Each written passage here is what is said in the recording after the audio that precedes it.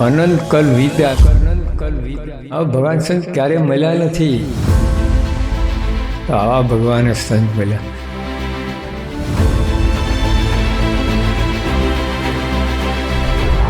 ભગવાનમાં સર્વોપરી ભગવાન, અનંત અનંત અનંત કોટી બ્રહ્માંડના ભગવાન. આ પ્રાપ્તિની વાત વિચારવી, બીજા બધા વિચાર કર્યા કરતા. આપણે તો મારા કરીએ, આ કરીએ, રાજીપો છે એમાં, સેવા કરો રાજીપો છે, પૂજા કરીએ, સત્સંગ કરીએ, પણ આ રાજીપો જુદો. તો કરવાનો આ પ્રાપ્તિનો વિચાર કરો, પ્રાપ્તિ સમજો, કોણ મળ્યા છે, શું મળ્યું છે, એનાથી જીવમાં બળ આવશે.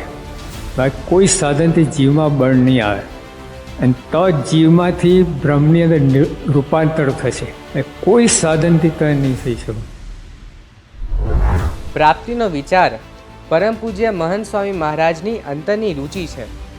સ્વામીશ્રીએ નવા વર્ષે તમામ BAPSના આશ્રિતો માટે આશીર્વાદ પત્રમાં લખ્યું કે રોજ ખટકો રાખી નિયમિતપણે 15 મિનિટ પ્રાપ્તિનો વિચાર કરવો.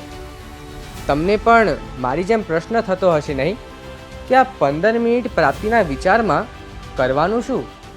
તો તેના સમાધાન માટે આપણા સૌ માટે ખૂબ સુંદર આયોજન થયું છે. પરમ પૂજ્ય મહંત સ્વામી મહારાજની આજ્ઞાથી દર વર્ષે 15 દિવસીય અક્ષર બ્રહ્મ ગુણાતીત સત્રનું આયોજન થતું હોય છે. આ વર્ષે પણ આ 15 દિવસ સુધી BAPS સંસ્થાના વિદ્વાન સંતો આપણને પ્રાપ્તિના વિચાર વિશે માર્ગદર્શન આપવાના છે. આવો આ અક્ષર બ્રહ્મ ગુણાતીત સત્રનો લાભ લઈએ.